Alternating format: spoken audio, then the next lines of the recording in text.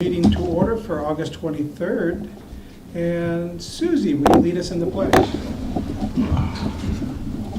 pledge allegiance to the flag of the United States of America and to the republic for which it stands, one nation, under God, indivisible, with liberty and justice for all.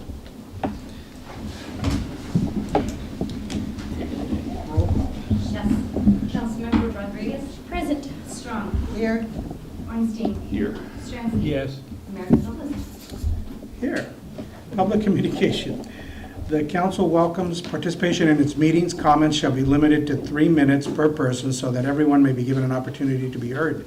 To expedite matters and avoid repetition, whenever any group of persons wishes to address the council on the same subject matter, the mayor may request that a spokesperson be chosen by the group. This item is limited to matters under the jurisdiction of the city council which are not on the posted agenda. Public criticism of the city council, commissions, boards, and agencies will not be prohibited. No action shall be taken. Is there anybody from the public that would like to speak? You can come up, state your name, and write it there for our clerk. My name is Justin Fricker. I'm the Outreach and Development Coordinator for Grid Alternatives. We're a nonprofit solar program here on the North Coast. We have an office here in Willits. Just wanted to bring to your attention, just as a little bit of background briefly, we are the largest solar nonprofit in the country, and we provide essentially no-cost solar to income-qualifying households. We do have an office here in Willits. We serve Humboldt, Mendocino, and Lake counties. In addition to providing no-cost solar, we've done about 250 projects here locally within the 3 counties that we serve. We also offer workforce training for volunteers that want to get on-the-job training in solar installation. Just want to bring to the attention of the council that we are having our first residential install here in Willits a week from tomorrow. That'd be August 31st on a Thursday. Wanted to invite the council out to come out, and if you're interested to take a look at our program and see what we're installing. Also, I would state October is Energy Awareness Month, or as it's also commonly called Energy Action Month, and I would encourage the City Council to potentially direct staff to work with Grid Alternatives on a potential mailing. It is Energy Action and Awareness Month, and I think it would be of interest to the folks living in Willits if they learned about programs that provide renewable energy or energy conservation, and Grid Alternatives being a local agency here in Willits, we'd be more than happy to work with city staff on a mailing or just getting some information out about the program. Again, we're a nonprofit. We're not here to make money off any of the folks here in town. Everything's no cost. And I can leave a telephone number or business cards to be contacted at, but we are here on East San Francisco Avenue. However, the City Council would like to connect with me. Where is this installation going to take place? I don't know the street name. It's kind of back by the Senior Center. It's off that road. Medical Road? Or the Senior Center, the Hera Yeah. Senior Center. We also did the Grange installation over the summertime as well. Oh, okay. So, yeah. Well, thank you very much. Okay, thank you. Thank you. Thank you. Would anybody else from the public like to speak? All right. Public matters. Seeing none. Consent calendar.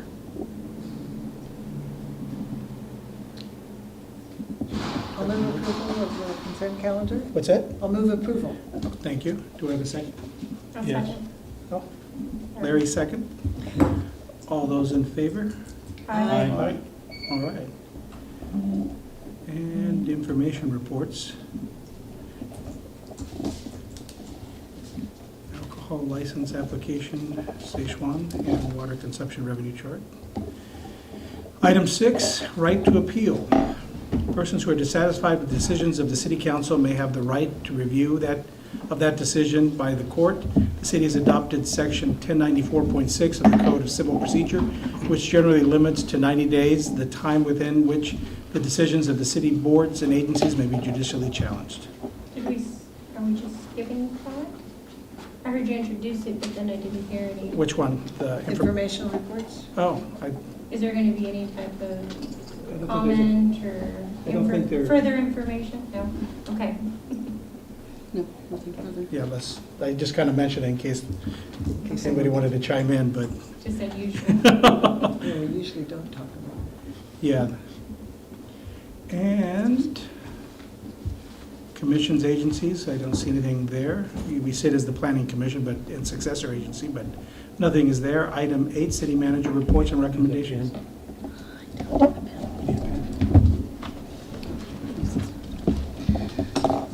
Thank you. All right, so item 8A is discussion and possible approval of a new job classification for a community development specialist to provide essential support for the city's economic development activities, including a comprehensive grants program. This was on the last agenda, but we hadn't nailed down quite all of the details, so we bumped it to this agenda. Back when we were reviewing and eventually adopted the budget, the council with that budget approved an administrative assistant position to assist the city planner in order to more timely address planning matters. However, we at the staff level did an in-depth assessment of the department needs and are recommending that a community development specialist would be a more suitable position. The person that would be hired into this position, I refer to it as the incumbent. I want to clarify, this isn't somebody that we have on staff, but I'm referring, once the position's hired, that person is then the incumbent. They would not only provide support to the city planner, but also assist other departments with grant opportunities. I think it's widely recognized, certainly among staff and the council, and even in the community, that we're missing out on a lot of grant funding opportunities simply because we don't have the in-house capacity to research those grant opportunities, evaluate whether they're good for us, whether we can meet the criteria and administer the grant. So, we would like to capture some of those funding opportunities. The community development specialist would be responsible for administrative support and technical duties in support of the community development department, including economic development activities, grants, the housing program activities, and related work as required. They would perform a wide variety of duties to support economic development activities in the way of grant administration, implementing and evaluating grant program activities, as well as compliance monitoring and reporting. So those of you that have dealt with grants, you know that we have usually they're monthly reports, sometimes they're quarterly reports. Right now we're handling that with finance department staff primarily, sometimes the PD if it's a public safety grant. So what we would like to do is essentially have a gatekeeper for grants throughout the city, which entail, currently we have a public safety grant. There are a number of them out there for law enforcement activities. We have the FAA and Caltrans aeronautics grants. We've had water grants in the past and wastewater grants in the past. There are still plenty of those available to do various projects, as well as grants for just general community development with regard to parks or other types of downtown activities. And as I said, we don't have the in-house capacity to pursue those grant opportunities nor manage them when we get them. So, go ahead. I had a question about, let's see, it's in paragraph 1 in the summary of request. It says the salary would be offset by a minimum of 50% from funds obtained from successful grants. What if we don't what if no grants are successful? And so the next sentence says that this will be an at-will position to reflect that the grant funding is what is essentially going to keep this position afloat.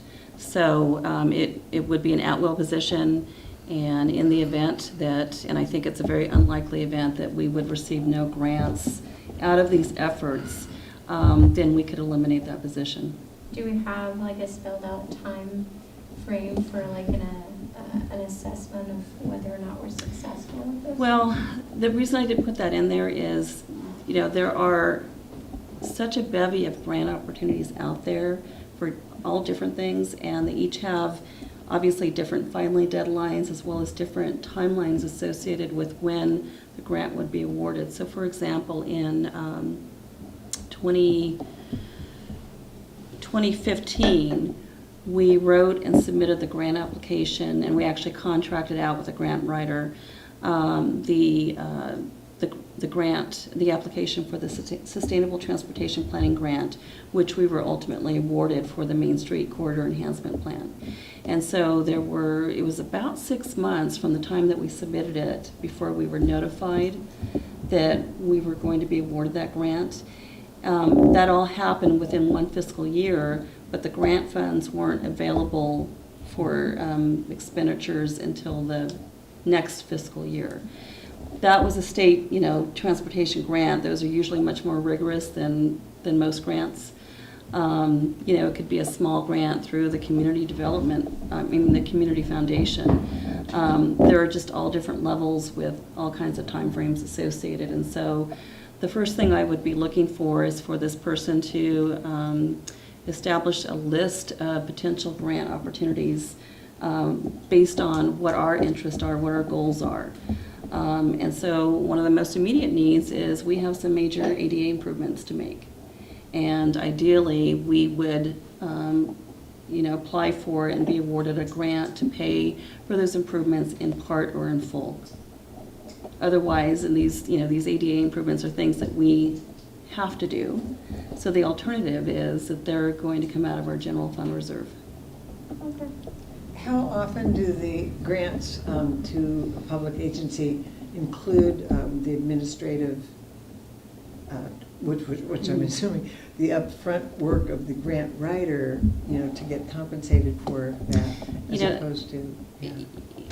You don't usually get reimbursed beforehand. You have to submit the application, obviously be awarded, and then the work itself, as we saw with the Sustainable Transportation Planning Grant,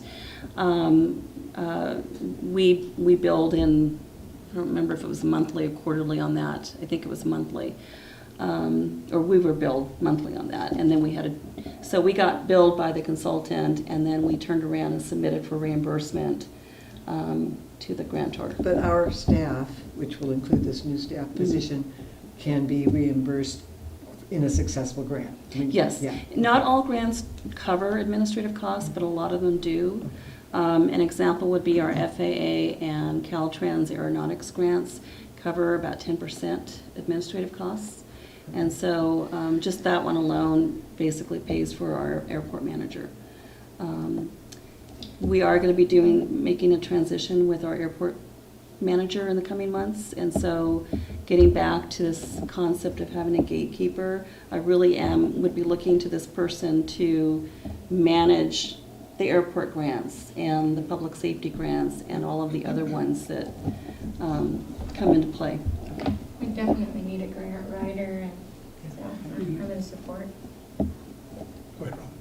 Okay, so it's obvious that this individual would be spending 95% of their time on grant writing because their salary depends on it.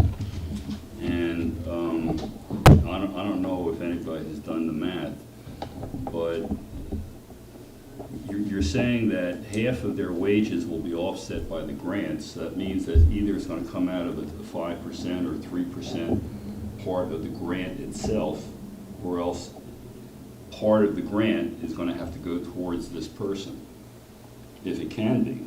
If there's no provision in the grant for covering administrative costs, then I don't know how we can pull money out of the body of the grant to pay this person's salary. You can't. It's only for those Okay. grants that provide Okay, for the so right administrative. off the bat, we're very, very limited in where the money's going to come from. And if we're talking about 3%, let's say this position, well, I'm not going to say it, it's right there, is in the, let's call it $60,000 range. So, and I'm going to do the math on the top of my head here, but at 3% from a grant, you would need something like, what, who's the mathematician here? How many millions of dollars of grants would you need to get 3% out of it? And the 3% or 5% or whatever it is would have to be included in the grant. So if it's not, then there's no money coming for this person anyway. I mean, it's kind of a, I don't like it. But aside from that, let's go back to historical perspective here. This thing is on the agenda tonight because in June, at the budget workshop, when we were looking at a several $100,000 deficit, I suggested that we needed to put somebody in this position, even though we're going to take another hit on our budget. We needed this position filled, not for a grant writer, but to help that young man back there. And it was identified that we have this bottleneck through no fault of his own in our planning department, and we have a whole lot of projects waiting in line, and we knew that if we pass this marijuana ordinance, we're going to get a whole lot more activity in the coming months. So I guess my question is, how is this position going to help get rid of this backlog? It doesn't sound like it will. Well, I mean, Dusty can share his thoughts on it, but we did talk quite a bit with each other about what the community development department needs overall. And certainly, I mean, we'd love for Dusty to have a full-time assistant. We would love for John to have a full-time assistant. So it was just really a matter of trying to identify the biggest needs and what those priorities are right now. And with regard to Dusty's workload, this person will provide support for it. It's not going to be a full-time assistant. That's not what's envisioned here. But he felt that it would provide enough support to provide, help with the backlog. The other thing to remind you of is we approved a cost recovery mechanism in our community development department for a number of items. And so one of the things that we are trying to prepare and get out is an RFP for planning consultants so that, right now we have about 10 planning applications, project applications on Dusty's desk, that an applicant could choose from the list of our approved planning consultants, and basically they could do the staff work that normally Dusty would be doing. The cost, we'll have a cost recovery with it, so whatever the cost is for that consultant is passed on to the project applicant, but their project moves through the process much quicker than when you're dealing with just a one-person department. But we Well- also recognize that we need to be bringing a variety of funding sources in. We can't put all of our eggs in the cannabis basket. Housing development is something we feel very optimistic about, but those are projects that take, a couple of years at least. And, there are needs beyond that throughout the city. We have needs in our parks. We have, we'd like to do something with recycled wastewater. We can't make any progress on those things because, again, we don't have the in-house capacity. Well, look, I'm not arguing against having a grant writer. You and I have talked about this in the past, and I'm absolutely in favor of having a grant writer, but right now, we have a dire need to get these projects out. And as we sit here and speak, there are 3 projects on the book that have been delayed for months, and they're not even being looked at. And they're going to be big economic development and housing developments in the city that the city sorely needs. What are we doing about them? Well, I would say that, first of all, it's not accurate to say that they haven't been looked at. We have spent quite a bit of time on these different... They're still not approved. That's correct. Well, okay, And so- there are many reasons for that. So what I would say to developers out there is when you submit an application to the city, it needs to be complete, and it needs to, you need to have all the boxes checked on that. Should I get specific? I don't think you need to. I mean, I would like to see, we've discussed this, and I would like to see a resolution to this particular issue, like now. Well, I don't mean necessarily now I think at that 6:50, but I believe we have a resolution to that issue. like we discussed. Mhm. Okay. So getting back to this thing, since you introduced Dusty, You know, every time this topic comes up, I ask the same question, and I'm going to ask it again, because I'm very persistent and boring, and I'm just such a pain in the butt. But you had said, I believe, that your normal throughput time for project approval is like 6 months. Is that correct? Based on current workload. Right, correct? based on the current thing. Yeah. And That's from when we get a complete project in to Yeah, bring yeah, in the matter before the council. Yeah, I Okay. get that. You know, we're on the same page. Okay. And I believe I asked the question that if you had the kind of help that you needed, I asked the question, what is the standard, the industry standard for throughput time? And I believe you said something like 6 weeks? It's 3.5 months. 3.5 months? Mhm. Okay, so about half the I time. may have said 6, I can't recall, but I believe I Okay. said 3.5 months. And this is an acceptable period of time?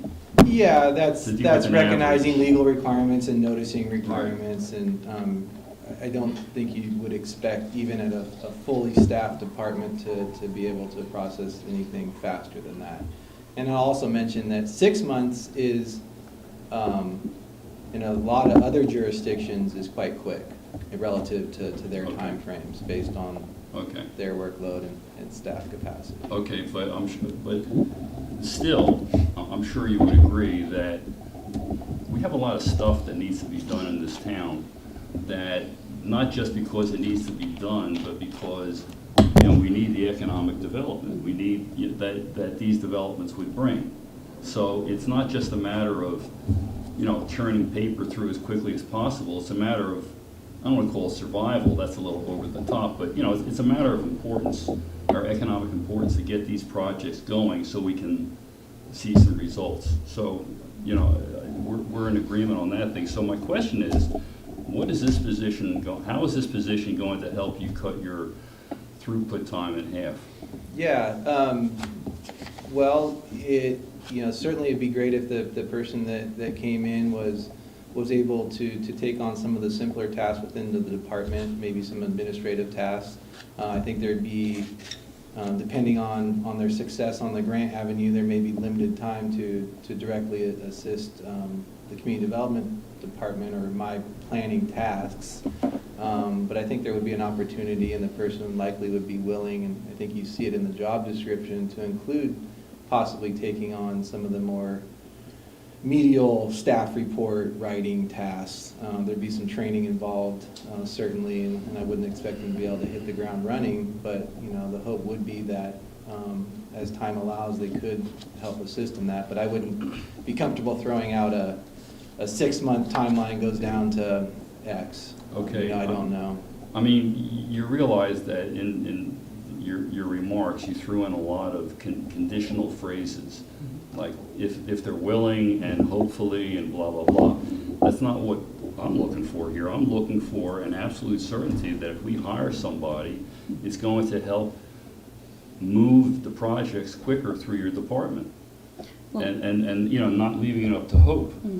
With any recruitment, you post it, you receive applications, you interview, and you pick the best candidate for the position. And so not being at that point yet, we don't really know, where that's going to land. Well, no, I'm not, I understand that, and that's not what I'm talking about. I'm talking about the job itself. And the way this job is laid out, and the fact that the person's salary is going to depend on the number of grants they get, it's a no-brainer that they're going to spend 95% of their time on grant applications. I mean, they have to. That's what they're here for. We're looking at hiring a grant writer, and again, I don't disagree that we need a grant writer. I think we do, but before we have a grant writer, we need someone to help Dusty clear up the backlog and to get this stuff going through. And I can tell you confidently that their initial tasks would be helping him. Well,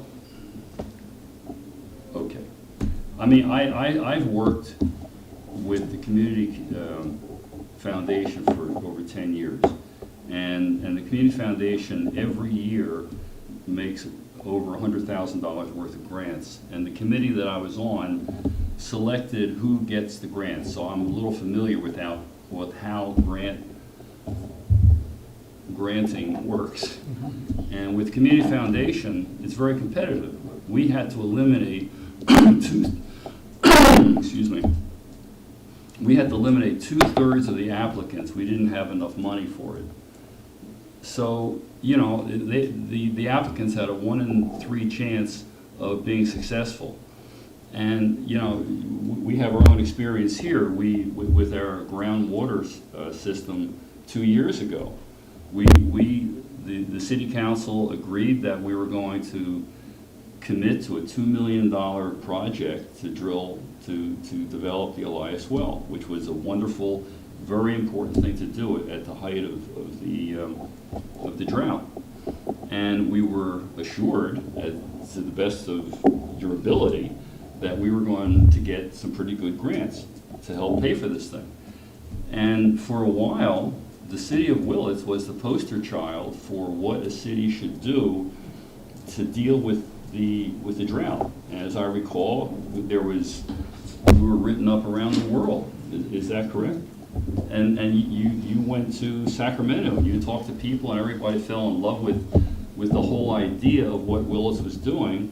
And, you know, I think we had every reason to believe that we were gold and we were going to get the money we needed to pay for this thing. Well, we got 25% of what we needed. So all of this points out that while grants are important, you know, we might do better buying lottery tickets. Well, maybe the odds are a little slightly better, but, you know, there's still a lot of competition going on. And I really feel very nervous relying so heavily on a grant writer to help get us out of trouble. Developing developments that are going to be long range, that are going to create jobs, that are going to create housing, that are going to create a steady revenue stream to the city for the future, that's what we need to do. And I think the grant part of this thing should be secondary. So, let me just clarify that I refer to this as a grant gatekeeper. And the reason I did that is because this person wouldn't necessarily be writing all of the grants, either alone or maybe, if at all, if it's a highly complex grant or a highly technical grant, we might contract that out to someone that has that expertise, like we did with the Sustainable Transportation Planning Grant and also the ATP grant that we have twice now been unsuccessful in being awarded. My expectation would be that this person would write most of the grants. But I think we well recognize that the Community Development Department needs support outside of grants. And this basically is an effort to create a hybrid position, if you will. You allocated $90,000, I believe it was, for the support system position for the city planner. And that's weighted with benefits.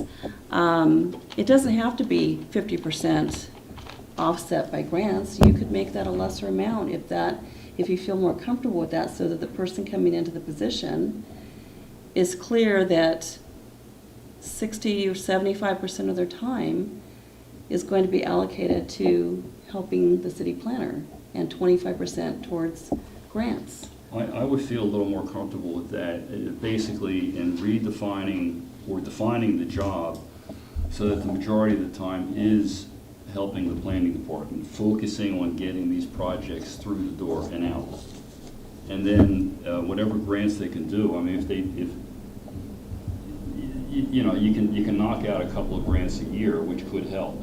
And quite frankly, I wouldn't be so overly concerned that this person is not earning their keep with 50%, you know, of the wages in that regard. I mean, one of the other problems with grant writers is that, and I think it's a good idea, that the salary should be pegged to the money they bring in, because it's too easy in this kind of an environment for someone to, you know, write bad grants. and getting no awards at all. But I'm doing my job. I can't help if they're not giving us grants or anything like that, so they keep their job. So I think there is a definite incentive to make sure that they write good grants, and I like that aspect of the thing. But I would be more comfortable making this job focus the majority of the time on Dusty's work, and secondarily on the grant writing. And then maybe somewhere down the road, maybe in 6 months, your load is going to be leveled out, and it might be to the point where you could reverse the percentages. I mean, the idea with everything, you know, whether it's getting the applications processed more quickly or bringing in grant funding, is to be bringing resources into the city so that we're not so strapped with regard to personnel costs. Madge? Yeah, I tend to agree, at least somewhat, with Ron's point, that that the support to our community development is both the planning part of it, processing applications, and also economic development part of it, which is very important, that does also, to some extent, pay for itself with our cost recovery, permitting fees, that the time that this person and Dusty and John spend on getting those applications through the process is at least partially, if not wholly, compensated by the fee structure, which is, so that's one area where this person's salaries, you know, revenues can come from. And then if we're successful at really stimulating our economy, getting some housing development, getting some new industrial development and so forth, that improves our tax base. And so there is a known benefit to that community development side of this person's work, a known revenue generation. So in addition to being a grant writer, gatekeeper, which I think is also important, but that I do think maybe the emphasis should be on that community development support with additional work towards grant writing as much as possible, given the workload, you know. I think Dusty wants to. Yeah, I just wanted to make it clear that I'm in support of the city's manager recommendation for this position, and if we do sort of talk about the balance of that hybrid position and it shifts more towards direct help for me, I certainly can keep them busy with planning tasks that will free me up to help work on some of these important projects. And I think even more important towards that goal of lessening the processing time and getting these matters back quickly to the council, because again, the big concern from our department is, even though 6 months is a relatively short time compared to how other jurisdictions are able to timely process applications, you know, I get concerned that timeline is going to scare away important developments from the city, and that's where a lot of my stress comes on this. But you know, combining that position along with the cost recovery and getting some consultants on board to help process some of these applications, I think gets us very close to that ideal timeline that we've been talking about. I've listened to all of you. My thing is that once this thing goes the way that everybody thinks it should go, you're going to free up Dusty, but you're going to make a heck of a load on our building inspector and code person. And because not only are the grants going to come in and we're going to be building and all this kind of stuff to listen to this, but we have next meeting, we have the marijuana coming. And that's John's thing too. And so consequently, you're going to free up Dusty, but you're going to load up another person. So what are we going to do for John? And another thing is that we are, at the last that I heard, we're $400,000 out when we adopted this year at the budget.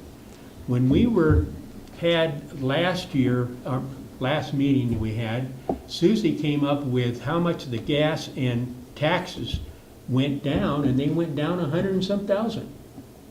And so we're going the wrong way, in my estimation. And I don't know if somebody that's writing grants and stuff can bail us out without flooding us at another point.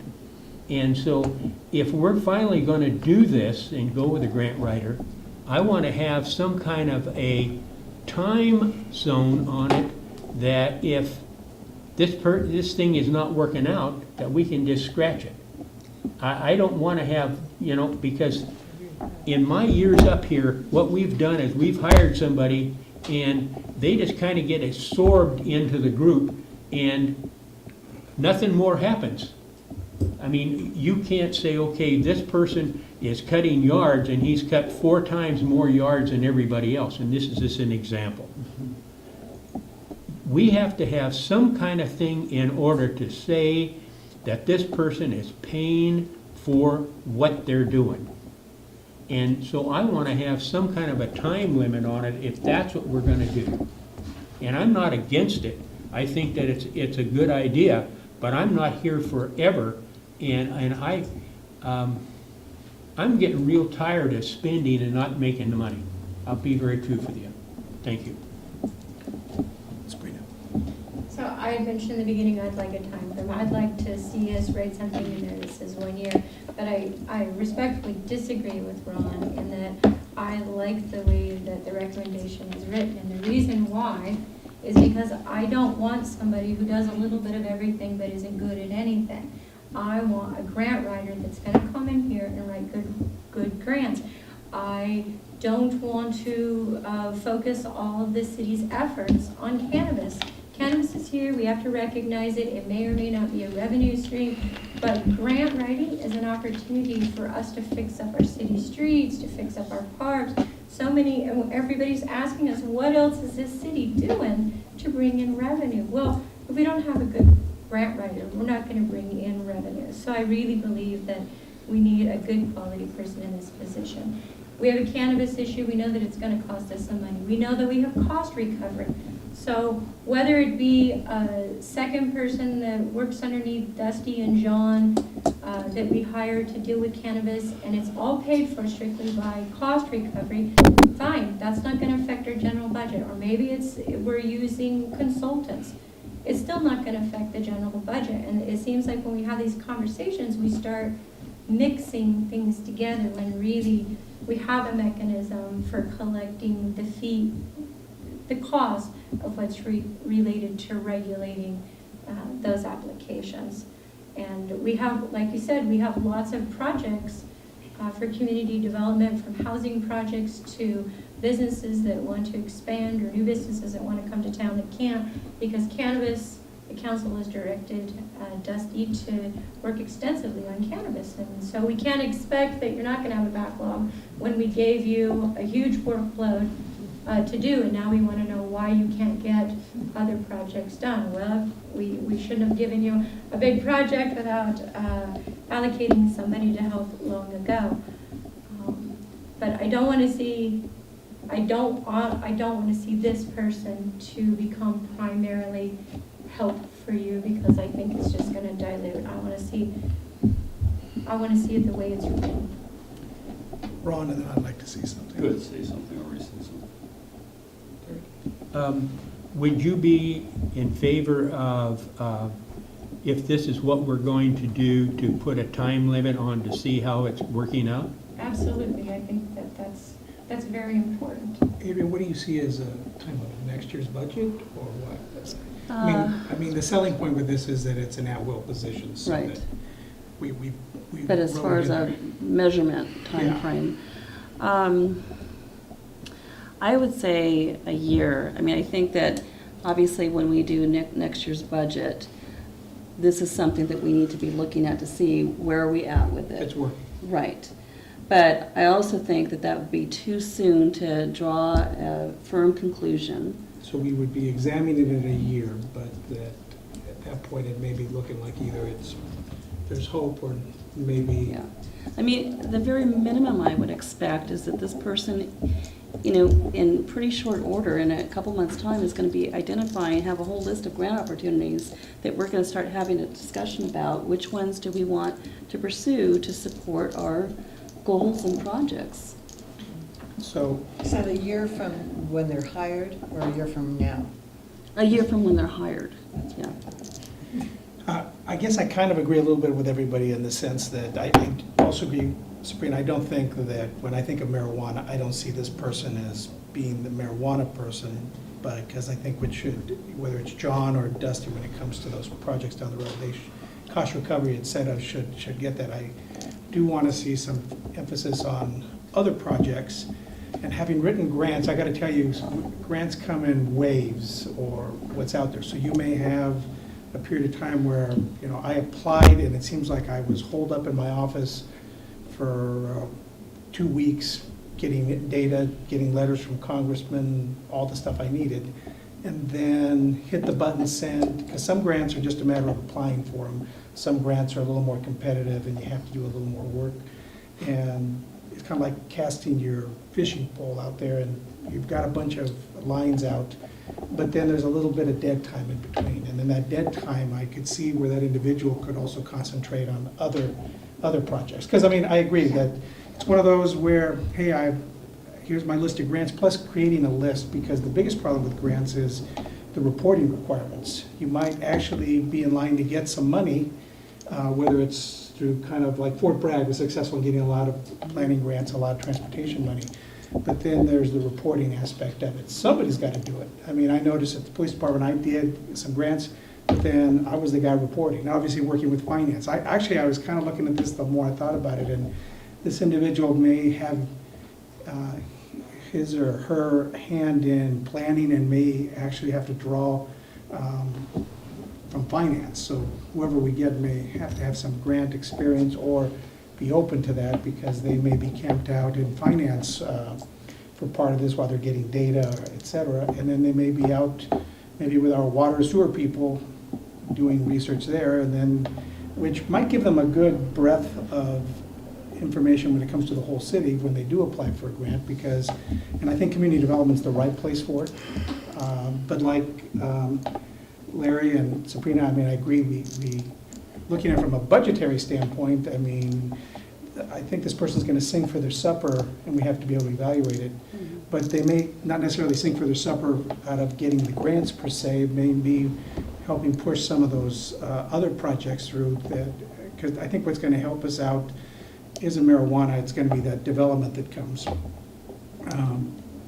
economically, other projects that come in, but the grants will help maybe fill gaps. So I'm for it, but I do think we need to keep in mind, like Larry said, we are going in the wrong direction, but I think at this point, having a position out there that can do that. So I hate to sound wishy-washy, but I think that's exactly where we're at, that this person needs to be able to help Dusty out, cast the lines out for grants, and so in that respect, I disagree that I think there's going to be some downtime in between. I agree, I just want to make sure that the person's high enough qualified, that sometimes you get a mediocre person and then we're not successful with the grants. So their job description has to be primarily focused on grant writing so that they're a successful grant writer, and then in their downtime, then they support the other departments. Ron, you had something? Well, again, let's regroup here, remember where this whole thing started. And it really, frankly, annoys me because, we spend a heck of a lot of time on this topic at the budget workshop. And it was definitely agreed by the council that we needed to give the planning department help so we could get these projects through.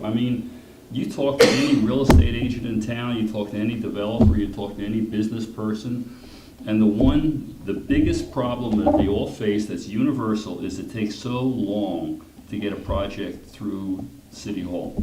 And it's got nothing to do, well, it does, it absolutely has everything to do with Dusty, but it's not your fault. We're tying one hand behind your back and we're expecting you to take care of all this stuff. So while we're having this conversation right now about this person maybe kind of helping, finding some time to help Dusty, blah, blah, blah, in the meantime, we're burning that guy out.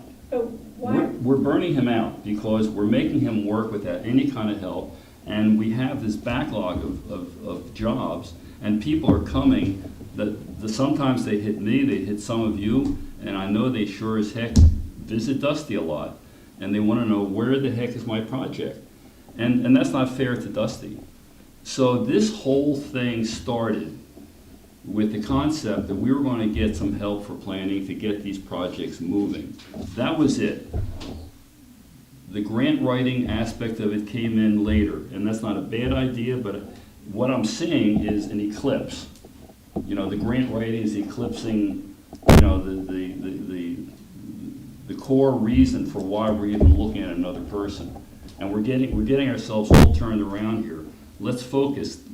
Our most important thing right now is to get the projects going, to get our economic development out there on the street and digging dirt and stuff like that and make things happen. That's going to get a stream going. The grant writing can come in a little bit later.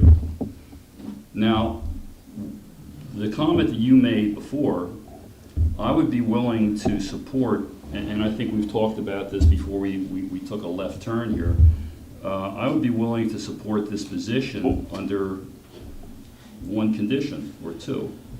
Number one is that the majority of the time be spent working on planning issues. And then other times you can figure out the percentages as you wish. And as the planning issues go away, as they're dealt with, then they can spend more and more time on the grants.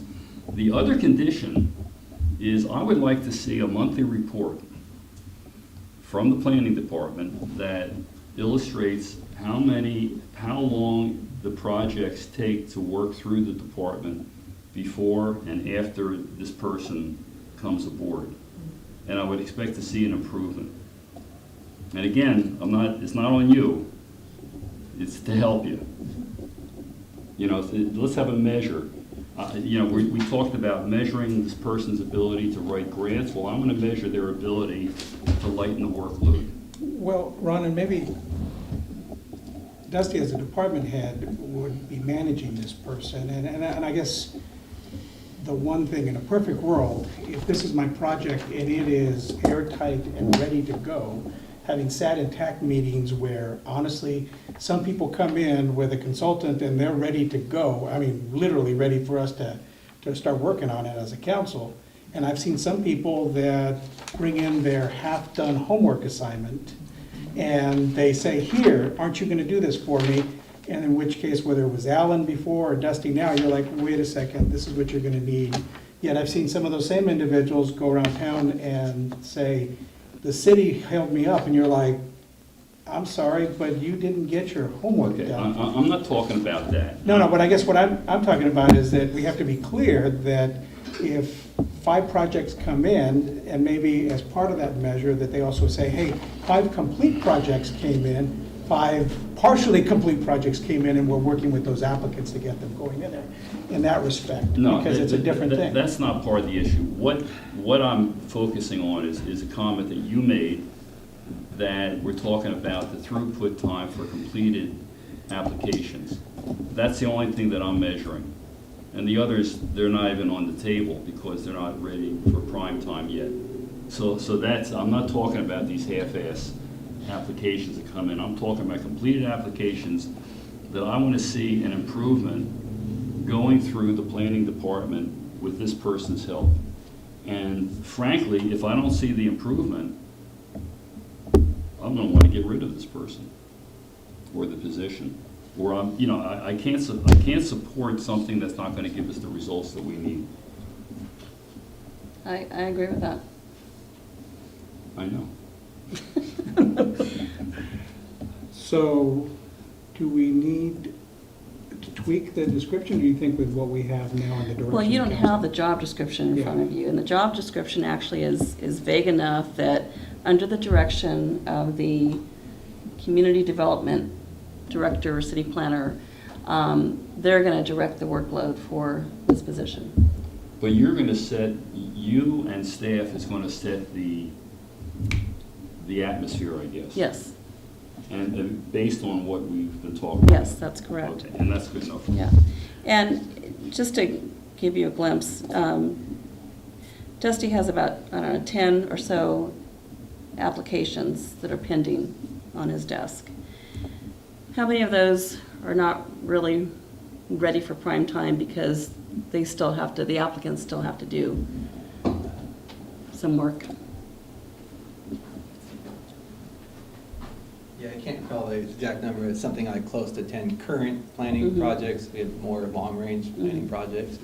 And I believe I can think of 3 of those applications that are incomplete, meaning that we need more information that wasn't included in the application, or it's awaiting an archaeological study or some type of other study that we need completed in order to complete our CEQA document. Through no fault of our own.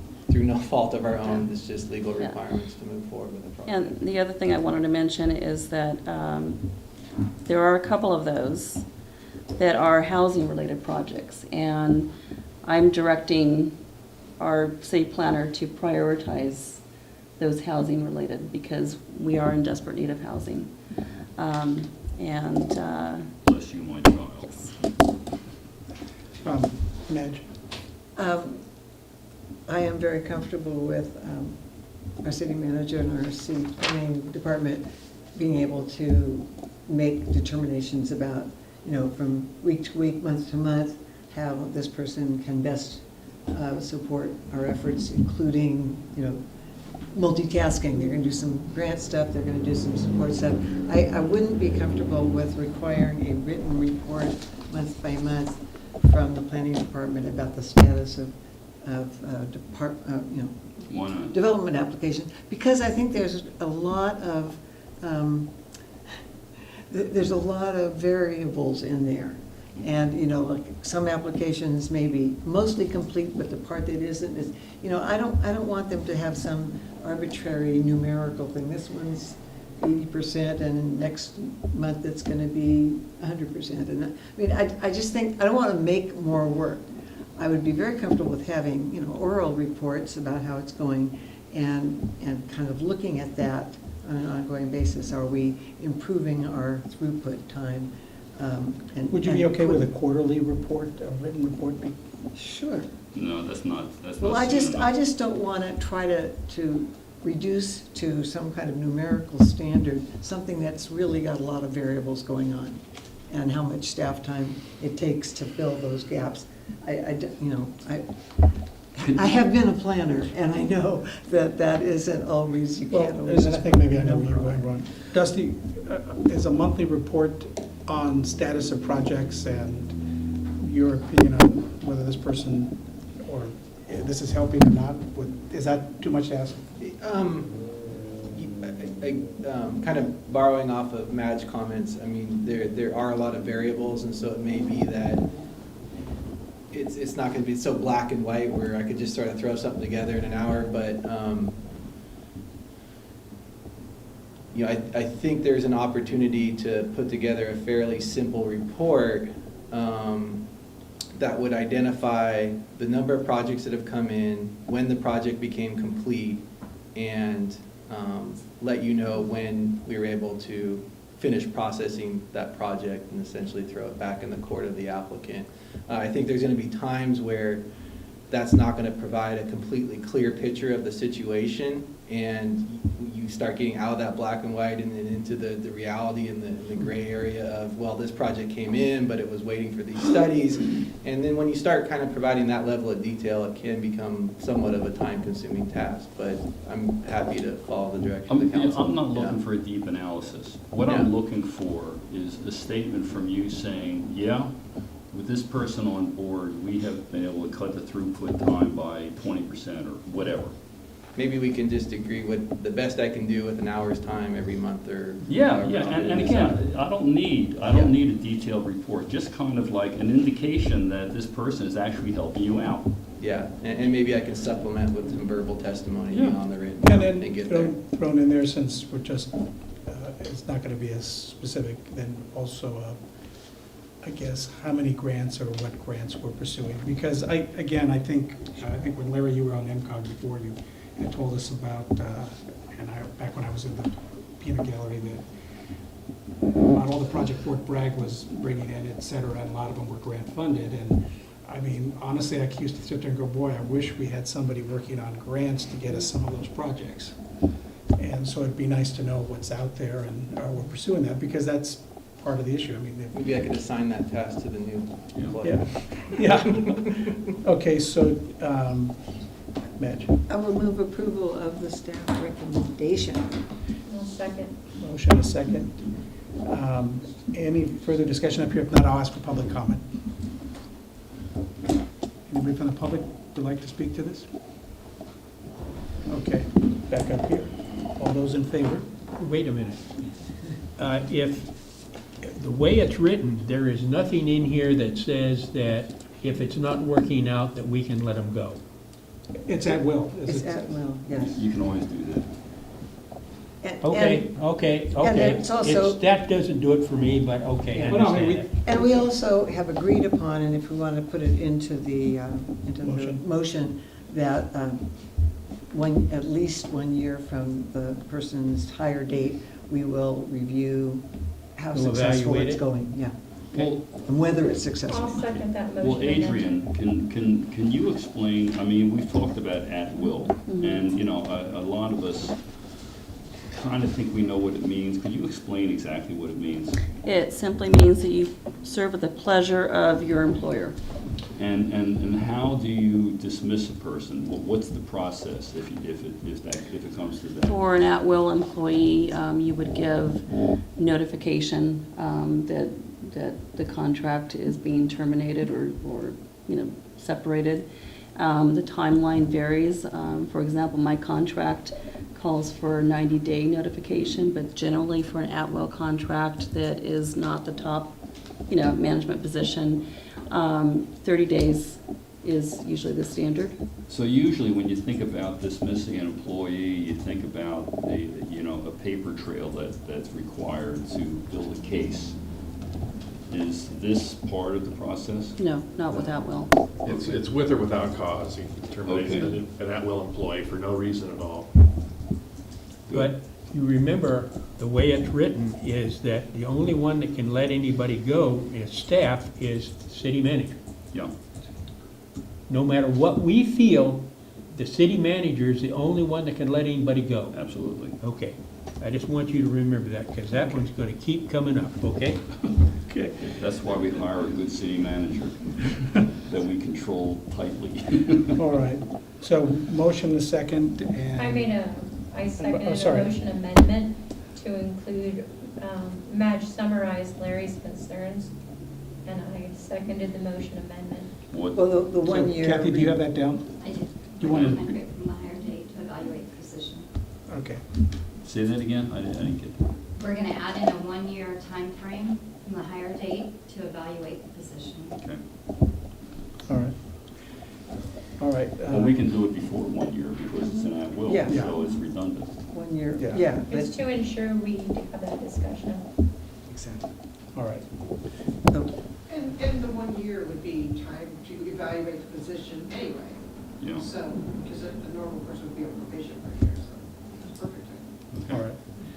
So we've had public comment. We think we. Yeah, I have one more. Go ahead. It still bothers me, and it's not gonna be news to anybody, that the one person in the whole place that can evaluate this person and let him go is the city manager. There's no input from us at all.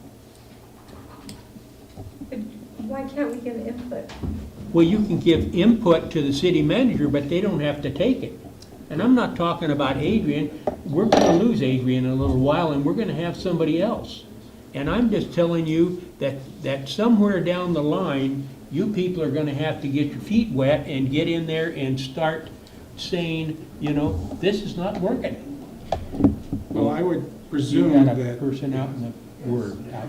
I would presume that this person's supervisor is going to be Dusty, right? So Dusty would be preparing that evaluation, reviewed by the city manager. Correct. And then, based on that, and obviously with input from up here, I mean, hopefully we will have been commenting like, where are the grants, or why aren't the projects, is this person really helping or not?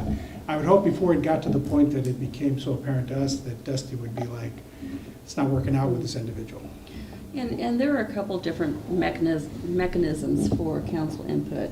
We could agendize a closed session, performance evaluation, to talk about, how it's going with this position. And also during the budget development discussion, where you're going to be looking at how much money is coming in and where are we at. I mean, that's, What do you think about that, Larry? Well, the other thing is that the city council isn't as powerless as it may seem. I mean, the city manager, who is the council's only direct employee, is an at-will employee. And let's face it, if the city manager is not doing their job, and city staff that the only reason we have this separation of, this chain of command thing is to avoid confusion. Because it's not a good idea, in fact, it's a terrible idea for the city council to go talk to department heads and give them orders. They all have to come. That isn't what I said. No, I understand, I'm planning a thing here. So, but we always work through the city manager, and the city manager follows the will of the city council, and to make sure that the department heads make sure that their employees do ultimately the bidding and the will of the city council. I mean, that's the way it works. We just don't reach down directly to each individual employee and tell them what we want. We work our way through the chain. And quite frankly, what happens is that if you go through the process as a person, and the employee, which is the city manager, makes the call on it herself, or himself. Yeah. It has nothing to do with what we have to say or anything else. Actually, it does. No, it doesn't. If the city council makes their feelings known to the city manager, this is what we want.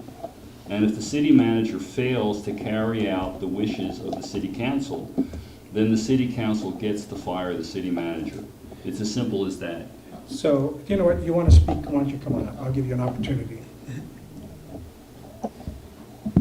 Well, I think, my name's Brian Comcast. I think it's a pretty easy situation. I mean, there's a system set up to handle employees. So if you're hiring a new employee, just have the metrics for evaluation already set up within the system. Do you understand? Yeah, we've got that in place. Yeah, I know. And I don't think there's a big situation where the city manager is going to go rogue and try to just keep people. I mean, the city manager has got the same concern as the council, or should have. So if the employee's not doing what they're supposed to be doing on a quarterly basis, or whatever the metric is that's set up, then there needs to be proper communication, I would think. I mean, you guys are doing a great job. It seems like we're getting wrapped around the axle about things. And I agree with you. I mean, I think that the whole purpose of the way it's set up is so that no one council member, now obviously if three of us up here basically, hey, we are, majority of the council are saying, get rid of Elmer Fudd because he's not getting enough rabbits, then I think that's but you can't get rid of Elmer Fudd because he's not getting enough rabbits. It's your interpretation of it. And then the city manager has to actually do the stuff. Well, there is no input. Well, you do have input to the city We talk manager. about this for 40 years, and I'm still not. Well, and I'll tell you, as a former department head, it also gives you a certain level of insulation so that if you run afoul of a particular council member because they disagree with you, or then, I gotta be honest with you, I don't think I would have stayed with the city if it was an environment where any one council member could come in and question every decision I made. I'd be a no-brainer, I'd be down the road on my own. And so, because it makes it really hard to do your job. That is never what I have said. I have said all along that the city manager runs the city. But I'm saying that when we hire somebody, we need to have some input on it, and we didn't have any input on it the last time. Yes. Larry, I think I understand where you're coming from. Would you feel more comfortable if if, regardless of who our city manager is, if there was an opportunity in a closed session to discuss The key pros and manage- cons of it, key- you bet. Key management, employees' performance, just so that we were all aware of whether or not our management type positions were performing well. Is that really at the root? The thing about it that bothers me is that when you hire somebody and it's in a big position, like a department head, we ought to have a little input on it. That's my thing. And that's not news to anybody. Not news to anybody in the city, because I've made it very plain. But this isn't a department head position. I guess I want to bring this back to this position. We're not talking about a department head, we're talking about a subordinate to a department head who would be evaluated by that department head. Whatever. So, it's all right, so we have a motion, a second. Okay, let's hear the motion again. I've heard a lot of Yeah. things going back and forth. To approve the job classification for a community specialist to provide essential support for the city economic development activities, including comprehensive grant programs, and then you added with a 1-year time frame from hire date to reevaluate the position. All right, Good with that? all right, call for the vote. Councilmember Rodriguez. Yes. Strong. Yes. Ornstein. Yeah. Stransky. Yes. Mayor Gonzalez. Yes. All right, at the end of the day, we're all still friends, so. All right, Not always. and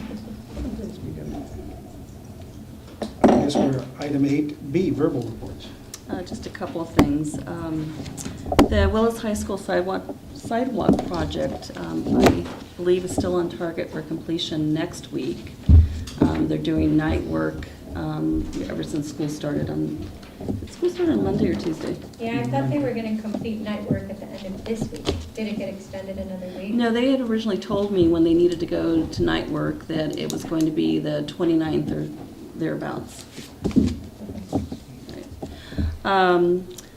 I think everyone is aware, most everyone is aware there was an issue with the signal light at Sherwood Road. That was a result of some damage to the loop, the signal detection loop.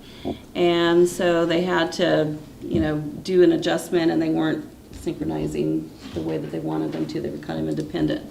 Created a big mess with the school traffic in the morning and afternoon on Monday. They put flaggers out there yesterday, which was a big help.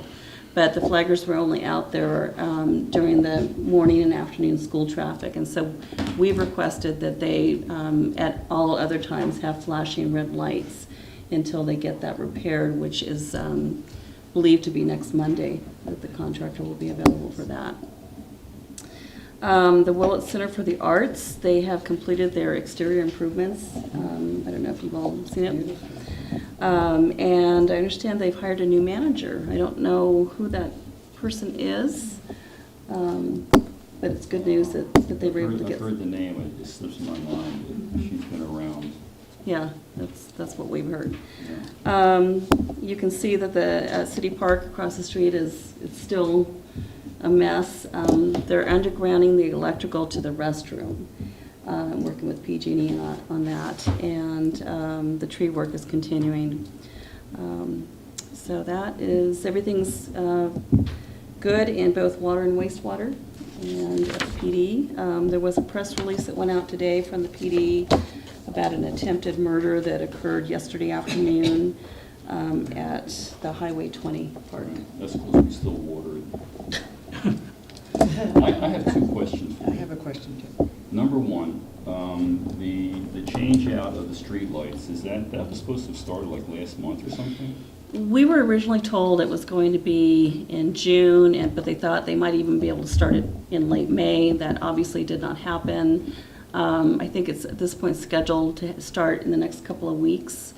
Yeah, the last email we got was a week ago, and they're maybe, at this point, a few weeks off still. Oh, okay. There was a 2-week delay on their end, and I'm not sure what. the Okay. reason was. Yeah, we did get a notice from PG&E that they were doing this. Yes. All the repairs did. Right.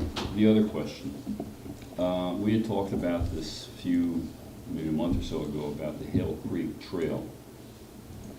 That is not being maintained like it was supposed to be. And I believe at the time you had mentioned that you were in touch with the person who was supposed to be responsible for it. And I've been informed that that person is not doing anything.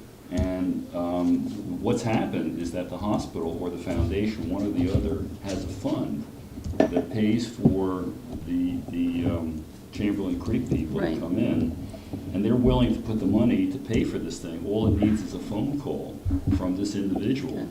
So I'm thinking that, I won't out the person, but this individual, having proved to be totally unreliable, there's another person who is also on the committee, I believe. I think Alan Filari is on the committee. Maybe, you know, it's just a phone call, Okay. basically. I think to the foundation.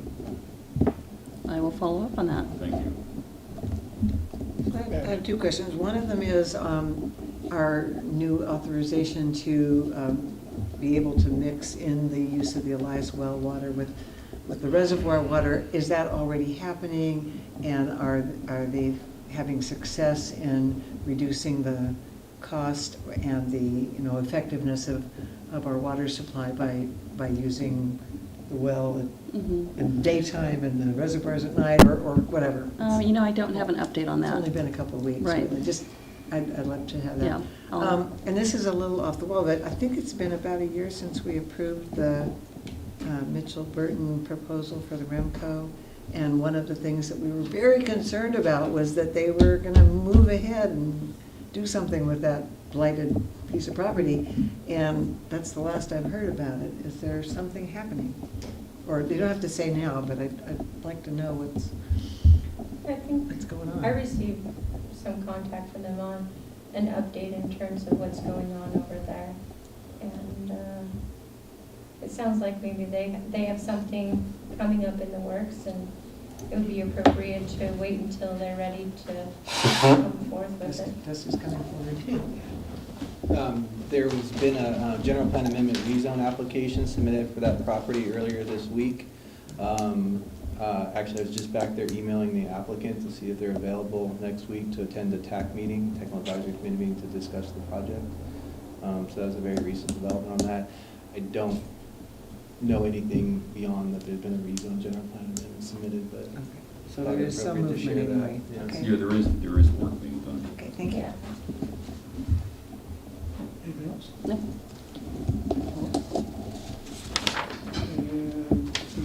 Anything more from community development? That's okay. Public Works and Engineering. You could hear that. I think I mentioned the parks, and we have some new decals that are going up on the arch. What, in the next week or so, Kathy? Bill didn't say this. Okay. morning. I'm sorry. All right. I don't know when those are going. And they, yeah, so, each side says something different, but then they have the two rounded. circles. Oh, the. Right. On the banner The thing. picture. Yes, Yeah. yeah. And so they were Mural. rather faded, so some new decals were ordered, and those will be going up soon. Those are decals that weren't hand painted? No? Oh my God. So city clerk, Nothing soon. finance? This is your last meeting with us. So just really quick, I'll talk about the sales tax digest summary for the first quarter of 2017. It shows that we had net cash receipts analysis of a negative 8.2%, and that is comparing the first quarter of 2017 with the first quarter of 2016, which isn't as bad as what we expected. And that includes a one-time payment from a prior quarter of $15,000. So it would have been like a 15% decrease, which is closer to what we would have expected.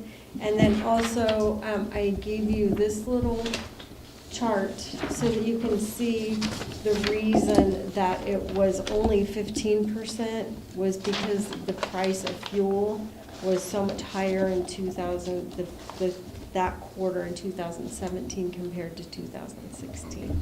So hopefully this report is helpful. Only if you like to be depressed.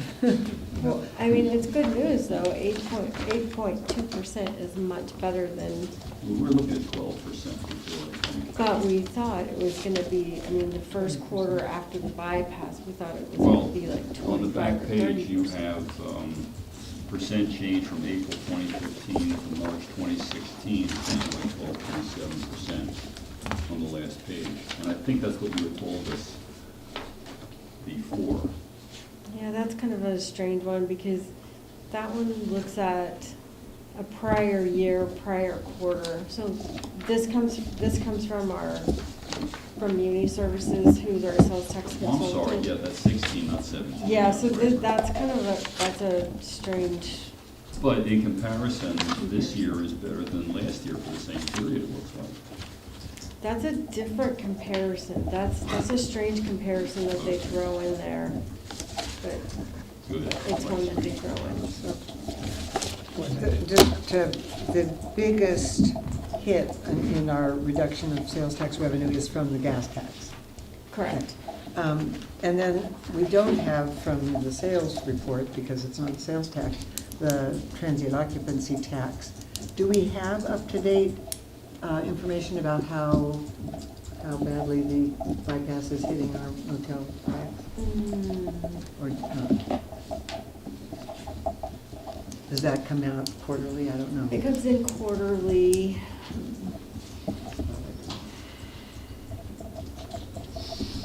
I'll get your report. Because it seems like, looking at this, the gas tax, that sector is the main one that really took a big hit.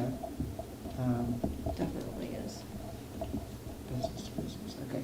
But, yeah, like restaurants, a lot. Yeah, we're still eating.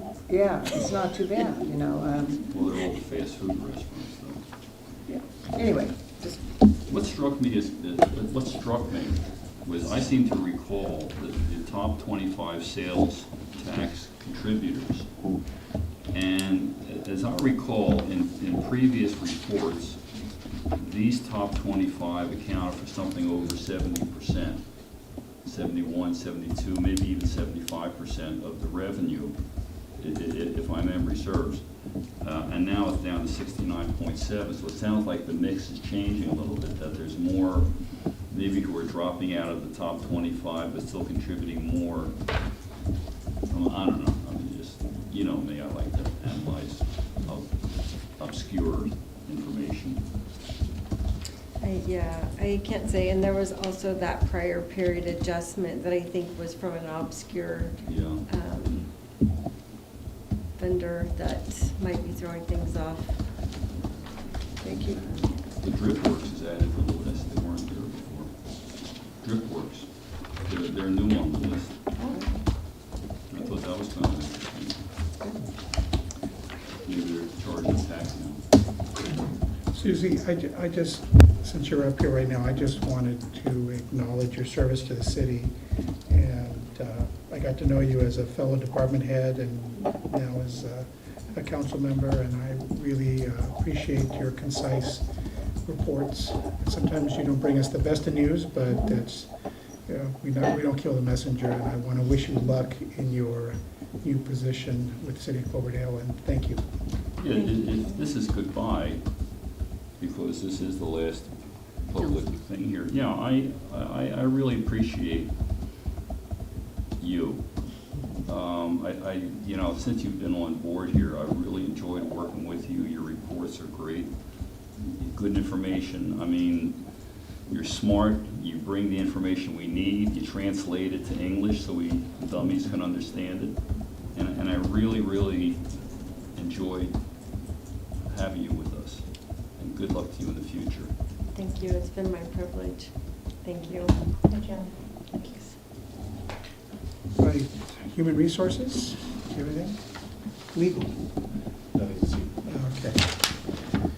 All right. Community development said they didn't have anything, so public works and engineering, we have some projects. Yeah, a couple items under Public Works. So the first item, 9D1, excuse me, is discussion and possible approval of a contract with Apply Line Incorporated to provide traffic safety striping in an amount not to exceed $51,193. So in the last 4 years, traffic marking within the city has deteriorated. I'm sure we're all well aware of this. They are an extremely important safety feature, and several high-traffic streets badly need restriping. So staff solicited proposals from several striping contractors, and Apply a Line was the only responsive proposer, and they came in at $51,193. We've previously used them, and we've been very satisfied with them. So we're proposing restriping various locations throughout town, starting with school zones, and then prioritizing high-traffic areas where striping is in the poorest condition. Striping will include thermoplastic crosswalks, stop bars, and legends, railroad crossings, double yellow, and dashed center lines. And it would come, we're requesting that it be, that it come from the half-cent sales tax fund. I think that's, any questions? This was not budgeted, right? This was not budgeted. So we have money in the half-cent sales tax fund, but it wasn't allocated for this. Yeah, I'm looking at their cost breakdown, and I see that there is so many square feet of these different features. How precise is this? I mean, I guess what I'm asking is how much, what does it mean? What's going to be done? What's not going to be done? You know, that kind of thing. Do we have a sense of that, or is this just a number we've come up with? It's not just a number we've come up with. As I said, we've used them before, so they're familiar with our community. And so I don't know if Bill had them come out. I presume that they did come out to measure. Okay. But they, having done this project for us previously. Okay, so basically they looked at every stripe and line in town.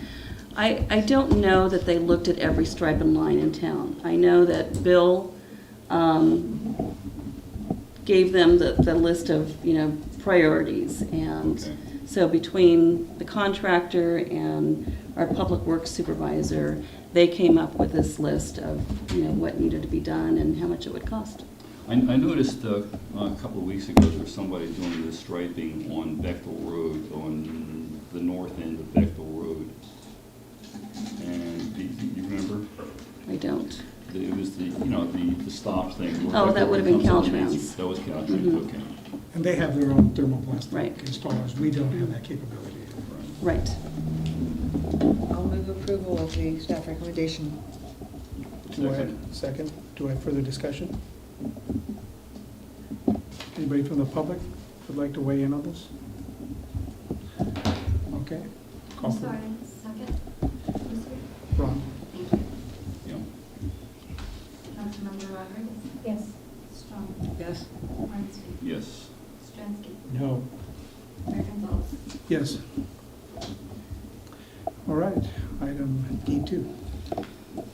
Okay, this is discussion and possible adoption of a resolution awarding a contract to Argonaut Constructors for the construction of the Maple and Laurel Street Utility Project in an amount not to exceed $606,806, and to authorize the city manager to execute the contract and approve construction change orders up to a cumulative total of 10% of the total contract amount.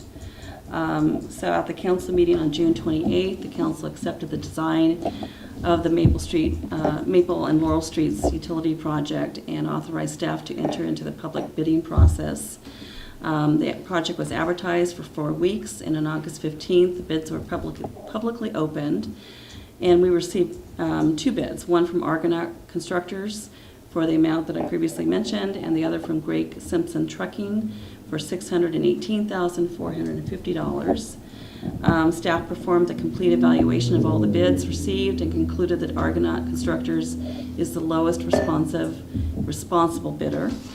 So staff recommends the City Council award a construction contract to Argonaut Constructors in an amount not to exceed the $606,806. It's important to note that the bid amount exceeds the original engineer's estimate of $525,220 by $81,586. So that was, certainly disappointing to us, but staff recommends amending the budget to facilitate the project since it addresses the drainage and water issues that should not be left uncorrected through another winter season. So the bid summary was attached to the in the agenda packet. And the estimated cost of construction plus the 10% contingency plus $10,000 for materials testing, it brings the total estimated cost of the project to $677,487.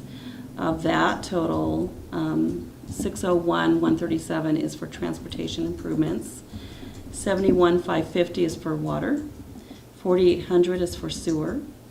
The $546 that was originally budgeted in the 17-18 Transportation Sales Tax Fund. We're requesting an amendment to that budget for the additional $55,137. Sufficient funds were budgeted in the 503-5031 fund to cover the cost of the necessary water improvements. But we would need to reallocate funds from the Maple Pump Station project that was budgeted for $40,000 and the Bechtel Road water valve, which was budgeted for $31,500. So basically those projects would be put on hold to reallocate those funds to this project because of the increase there. And sufficient funds were also budgeted in the sewer fund to cover both the Holly Street sewer project and sewer cleanout replacement for this project, and that was $4,800. Did we have a sinkhole in that area? Is that? We did, yeah. So we're gonna put the Bechtel Road water valve on hold again? That's the proposal. Boy, that one is, you're just waiting for it to happen on that one.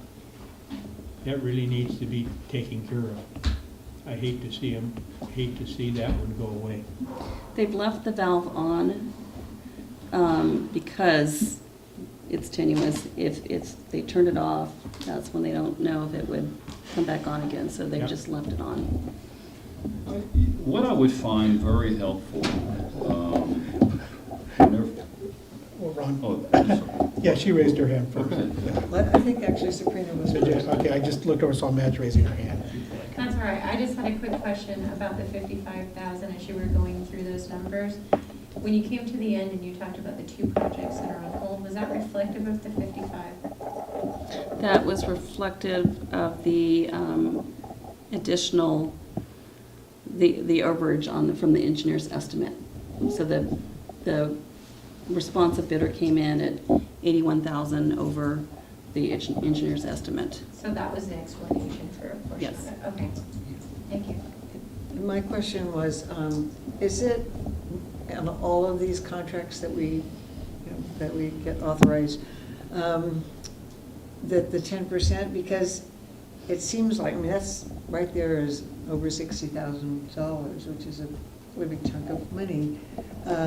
It seems like an open door to the contractor to come back and say, oh, well, this thing's got more complicated and it's more expensive. And so I don't want to just automatically assume that everything can be. It is a standard for 10% contingency in the construction world.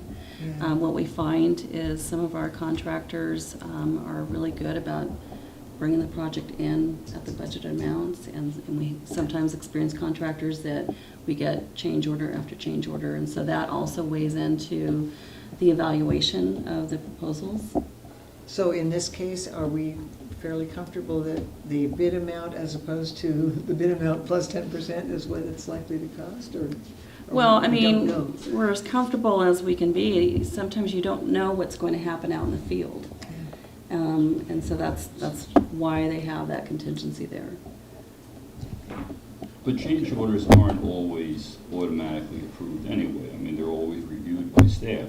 That's- I mean, that's true. that's the check. Right. Not by city council.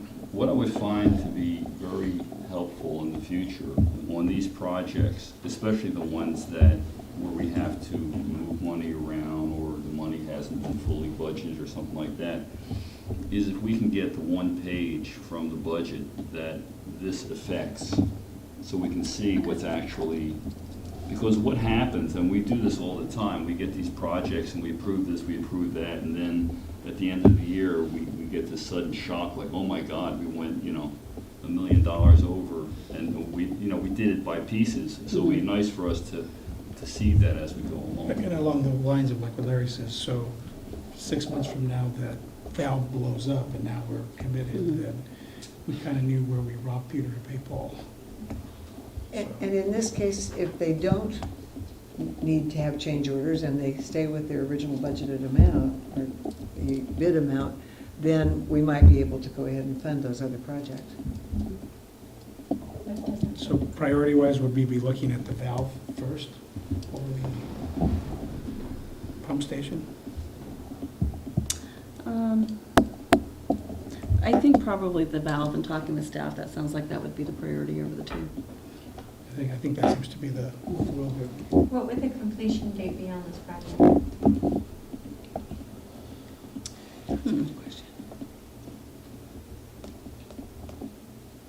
He says in I can't give you the target date, just that we're trying to get it done before the winter season. Yeah, they're not giving you a timeline. I know that there is a timeline, I just don't have that in front of me.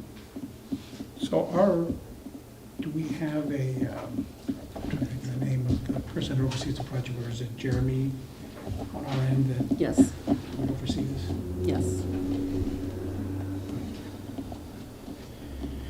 Okay, do I have a motion? What do we have? Or did we have a motion? Or maybe not, I'll move.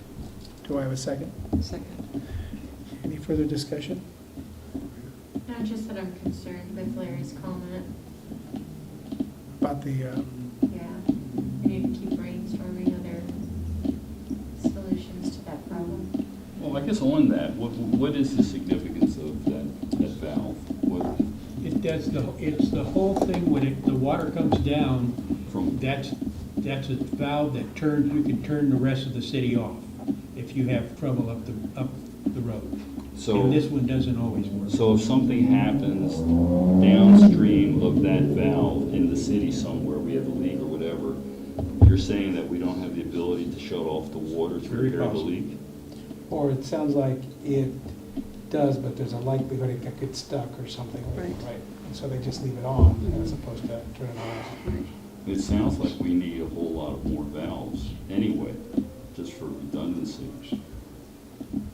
But that's something, Yeah. This was definitely taken into consideration before making this recommendation, and our utility superintendent, Scott Herman, felt comfortable. This is his recommendation. So I have a lot of confidence in his judgment. Is there, we've talked about the grant position, is there any possibility of potential grants that we could see that we could apply for? Yes. So that there is a near future solution for that? Absolutely. Okay. after everything is. You might also give direction to Scott that if this comes back and you don't need the whole 10% contingency, that you don't want the Bechtel Creek thing taken off. Yeah, I think that's what we were all kind of talking Yeah. about, that seems to be the will that, Yeah. And we'll probably know this. I can't imagine the project taking more than, 3-4 months. So we will know Yeah. before the winter if we have that money available. That's why I was curious about the timeline. anybody from the public that would like to weigh in? Trying to get better at asking the public, but I know sometimes Nobody wants to get up. All right. Have to ask. All right, yep, gotta ask. So, I got a motion, a second. No further discussion. Kathy, roll call. Councilmember Rodriguez? Yes. Strong? Yes, Kaminsky? Yes. Stransky? Yes. Mayor Gonzalez? Yes. All right. Council, City Council and Committee reports. I'll start off with League of Cities. I attended the League of Cities meeting in Fortuna on Friday. The big thing that's happening is apparently signatures are being collected to challenge SB 1, the transportation tax that was voted in and signed by the governor. Apparently, the belief is that it'll qualify for a ballot initiative, and there's some recall elections involved with this also. So, We expected that. so what they expect is that by the time this hits and qualifies to get on the ballot, that we will probably get the first quarter of that money as a city with no catches other than the statutory reasons. So there's no, gee, you got it the first quarter, you have to pay it back. That was the what the league had kind of put forward. So they did a presentation on drones, and apparently that's become the kind of the in thing. Cities are buying drones, and seems like a couple of the REMIF cities are looking at them, even though REMIF itself does not offer insurance for drones. So if we went off and bought a drone, we would have to find insurance in case it drops on somebody from someone else other than REMIF until REMIF meets and decides whether to fund it or not. But it sounds like there are enough REMIF cities interested in this now that REMIF might have to revisit that. And they discussed the cell tower legislation, that they're still actively opposing that one. So they gave us a tour, Lakeport, I mean not Lakeport, Fortuna. We toured an apple orchard, and where they make cider. I'm trying to think of their name. McClellan, something like that. I can't remember the name. I forgot to write down the notes. And before the meeting ended, so that's what I got there. MCOG, Larry. Yes, we had a meeting on Monday, and we normally have them at the first of the month, but this time it was on the 21st because we wanted to do it the same day the eclipse was going. That's the only thing I could reason. I could come up with. Anyhow, the things that happen is that, first of all, who is the who is the MTA person? Sabrina.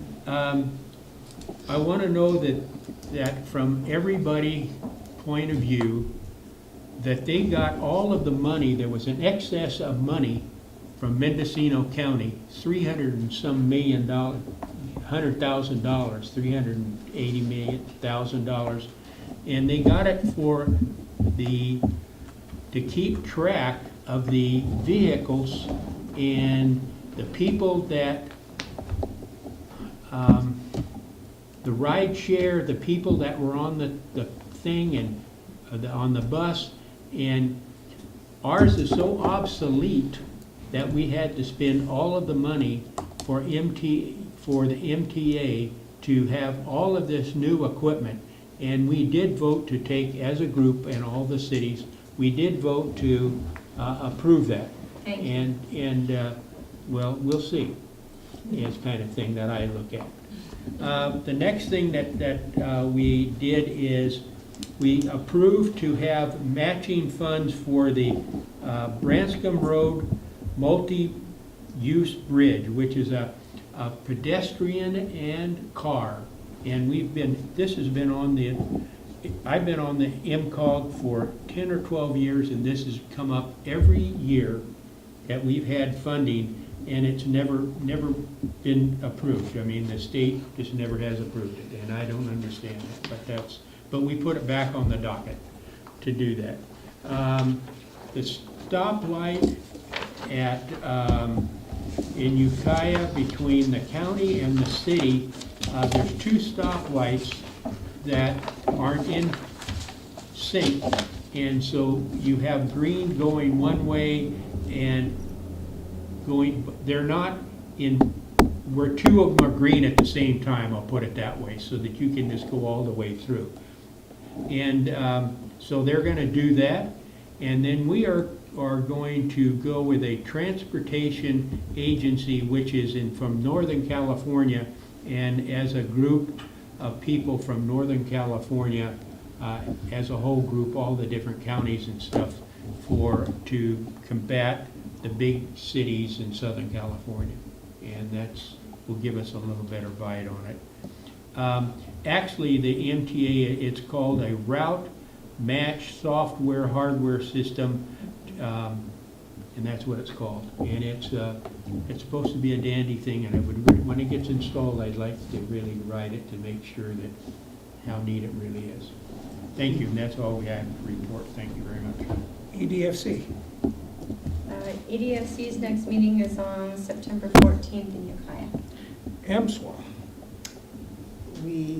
I reported last time that we hired a new general manager who comes on board at the beginning of September, and we don't meet again until, I think, October, later October. There hasn't been another meeting. Okay.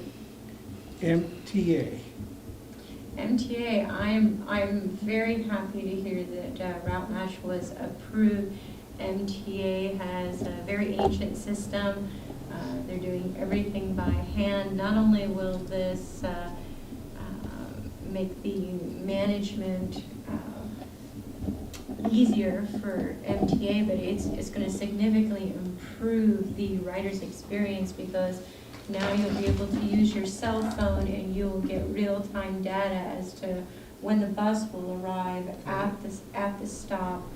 There's just so many features that bring them into the new age, and so it was much needed, and I asked just that Larry would vote for that, and so I'm really pleased to hear that that's going to happen.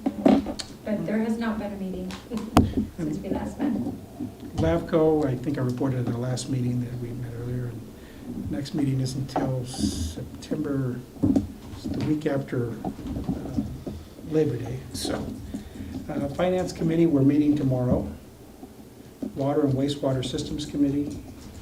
It's October, I believe. All right. Revive Ed, we don't have a meeting till October, I believe, right? And ad hoc committees, Caltrans, I think we're going to have a walkthrough, you said, on the 30th. Yes. Cannabis hasn't met. Actually, no, you did meet. I was gone. Last meeting. Okay. JPA feasibility, I don't think is met, and then Museum Advisory Board. Nothing happening with the museum at this time. All right. Council member reports, Sabrina. Yes, I have a couple things. There is a Public Lands Bill Forum. It's a town hall meeting with Congressman Huffman in Ukiah on August 29th at 1:30 at the Ukiah City Council chambers. And then also the Visit Willits Tourism Board has sent out a public statement that we're accepting applications for that board. So if that's something that people are interested in, please submit your application. Do you remember the deadline for that? Like September 5th-ish? Right, yes. Soon. And we have a link to that application on the city website as well. Yes.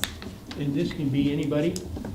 That we set up 3 areas where we're selecting applicants from, but certainly anybody who's interested should apply, because you may fall in, for example, Larry, you're a merchant, so you might fall into the merchant category, but there are different categories. And aside from the board positions, there's also lots of, each board member will team up with maybe 2 other board members, and they'll focus specifically on a certain area of tourism, like maybe you're focused on promoting health tourism in our community, and then more committee members will join into that group. So even if you don't get selected for the board, we need as many people as possible. The gymnasium, I hope that you'll all be able to attend on Friday at 5 o'clock at the Tom Tilton Gymnasium. I'll be hosting a reception there. And the last thing I'd like to say, oh no, not the last thing. One other thing is there's just an awareness that in our nation, we're seeing a rise in hate, and I believe that even in our own community, although it's important to express your opinion, it's also equally important that we express it in a positive way that builds up others, so that we can value our community pride and honor the good things that are happening in our community. It's often easy to simply state that there's nothing good happening these days, but I can tell you there's lots of good happening, and when you think positive, then good things will come. So, and then the last thing is that I would like to see the city host a special meeting focused specifically on housing and community development. If we could do something where the public can come in and we don't have anything else on the agenda, all we focus on is just housing. Maybe one of the council members. Can I add a little something? I forgot to mention as part of the League of Cities that at this next session, when the state meets again with the legislature, they expect housing to be a big priority. Good. So we're probably going to hear some more. I'd like to see us, though, have a community meeting where people could bring housing ideas and concerns, and maybe a bit of a brainstorming type session. Maybe we could give Adrian some tips on the structure of the meeting, but the meeting would be focused specifically on housing. I've met with lots of people in the community in the last few weeks that have expressed their concerns about whether it be temporary housing or what they'd like to see have done with the old hospital facility, or their concerns over the lack of affordable housing or rentals, that sort of thing. And I think that it would be wise of us to get some input as a council. So I'd just like to see a special meeting that focuses only on that. You're talking about a special council meeting, you mean? Yeah, because I think it's important for all of us to hear the community, but I don't think that we need to go through all the reports and everything. Kind of like a town hall type. Well, how about, would it be a workshop? Yeah. Would that be more of a forum as You opposed to? can call it whatever you like, but where the public could come in and Yeah. give feedback, and we can have maybe even an informal process of a discussion. That's my request. Okay, I like that. Madge? Nothing. Ron? Well, I'm not sure if this falls under council reports or good and welfare, but I did go on last Thursday to the hospital for the dedication of the statue, the bronze statue of Frank Howard and the puppies, as well as the two lions that are mounted on the entrance to the old hospital. They've been reproduced in bronze, and they're going to be mounted by the entrance of the new hospital. So we had the dedication on Thursday of those statues, and we also had the ribbon cutting for the Lamprecht. The Lamprecht Center. That was a nice affair. All right. Larry, do you have anything? Yes, I have several things. First of all, I want to thank Sabrina for staying up till midnight on Sunday night to get the gym ready for the kids to start school on Monday. Thank you very much, and for the time and the money that you spent on that. Next thing, I have been painting I'll just kind of say it. I've been painting the front of my building out where the people can get to me every minute that they walk by. And if you really want to know what's going on in Willits, you ought to put a chair out in front of the business that whatever you have, and have the people stop and give you what they think of Willits. And it's been very, very interesting, and I've done this not because I've waited for the people, but I need to paint the front of my building, and that's what I've been doing. And I did it on a Sunday and a Monday, and it's been amazing. The last thing is two things that have been very interesting to me. One of the ladies, Mrs. Whitaker, passed away, and I went to her memorial. And for people that don't know who that is, if you've ever seen The Prowler, which is the movie in Willits of back in the, I don't know, 30s or 40s, I guess, to really see what Willits looked like back in the old days. She was one of the ladies, and there's only probably one more left, and she was one of the ladies in that, and that was really good. And the last thing is the thing that I have to say, it's been 2 years since Greg Randrup passed away, and I really miss him. And the community has really lost, when they lost Greg, really lost somebody that was a wonderful person for our community and our kids. Really, really very good. Anyhow, I'll leave by the sirens. Thank you. Well, reminder, the garden party fundraiser for the Willits Education Foundation is this Saturday. And so if you haven't gotten your tickets or want to attend, that's out there. And do you know where the tickets are? Who's selling tickets still? Who's selling them? Yeah. Mazar has some. Okay. You could call Warren or Kathleen Lewis. Okay. That's true. So just to kind of put that out. And school has started, so I always kind of, when I was wearing my other hat, told people to slow down around the schools, but there's a lot of new parents heading to school right now, and some of them are concentrating on getting their kids to school, so I'm kind of asking everybody to slow down and pay attention to little kids. So. And the police department is patrolling at Brookside School, and that's really nice to see. And a couple of us got to travel north and experience the total solar eclipse, which was... Was it really worth going Yes, to? I mean, it was. I saw it on television. It looked pretty cool. Was it? I mean, It truly was a once-in-a-lifetime experience, and I have zero regrets for Yeah. the time and... You see pictures on the news of people washing out their faces. Amazing. Yeah. On that subject, are we in good and welfare now? Sure. Okay. So I was one of the people that got to see it, and yes, it was not, it wasn't quite what I expected, because I thought it would be like nighttime dark, but it was dark enough that you could see some Where did you stars. go? Up to Corvallis, and what I wanted to mention was that I was with Jason and Kristen Bradford, who used to live in Willits, and they hosted 22 people at their property in Corvallis, and there were people one guy from Willits who now lives in San Juan Islands, quite a few people from the Bay Area, from Portland, a couple from Michigan, so people came from far and wide, and it was very interesting to do it with a bunch of people, and I learned a lot about astronomy, and it was really exciting. Well, I made one of those pinhole cameras, and I saw it was like this big. But I saw it. Maybe you should have invested in something better. I could have for 15 minutes. Well, It was right there behind me. Yeah. I knew it was there. I didn't want to turn around like a prison. The totality where I was only lasted a minute and a half, and it felt like about 30 seconds. It was so fast. But it is really remarkably different than just twilight. It's very different. Well, down here, I noticed it did get to twilight, and it also got very quiet. I don't know what it was. Cooler too. Well, yeah, we Temperature got dropped. cooler, but I mean, all the noise, I was sitting in our backyard, and there's construction work going on, and everything got quiet.